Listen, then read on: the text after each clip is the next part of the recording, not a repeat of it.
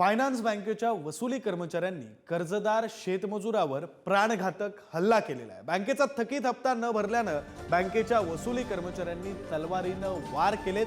हल्ल्यात 24 वर्षीय तरुण कर्जदार शेतमजूर किसन बोरसे हा गंभीर जखमी झाला। कळवण पोलिसांकडून गुन्हा दाखल केला असून आता तपास सुरू झालेला आहे। तर फायनान्स कंपन्यांचा मुजोरपणा समोर आल्यानं कठोर कारवाईची मागणी ही आता केली जाते। नाशिक मधली ही धक्कादायक बातमी आहे। या संदर्भात बोलूया, आपले प्रतिनिधी किरण ताजने आपल्या सोबत आहेत। किरण,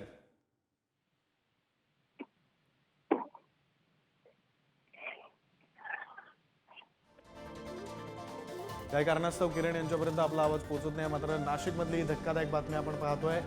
खरं तर वसुली करणाऱ्यांनी 24 वर्षीय तरुण शेतमजुरावर तलवारीने हल्ला केला आणि त्यात तो जखमी झालाय। पुन्हा एकदा जाऊया, किरण ताजने आपले प्रतिनिधी आपल्या सोबत आहेत। किरण, विक्रांत, खरं तर अत्यंत धक्कादायक अशा स्वरूपाचा हा प्रकार आहे। एकूणच जर बघितलं तर गेल्या काही दिवसांपासून फायनान्स कंपन्यांचा जो बुजोरपणा आहे तो वारंवार समोर येतोय। यामध्ये थेट प्राण घातक हल्ला करण्यापर्यंत हे संपूर्ण जे कर्मचारी आहेत ते जाऊन ठेपलेले आहेत आणि यामध्ये एका तरुणाचा यामध्ये गंभीर त्याला इजा झालेली आहे। त्याच्यावर ग्रामीण रुग्णालयामध्ये उपचार देखील केले जात आहे। मात्र एकूणच जर बघितलं तर एकच हप्ता न भरल्यामुळे आक्रमक स्वरूपाची अशी भूमिका फायनान्स कंपन्यांच्या कर्मचाऱ्यांनी घेतल्यामुळे आता या निमित्तानं एक नवा मुद्दा समोर आलेला आहे। त्यामुळे या फायनान्स कंपन्यांच्या मुजोर कर्मचाऱ्यांवर कठोर कारवाई व्हावी अशा स्वरूपाची मागणी आता जोर धरू लागली।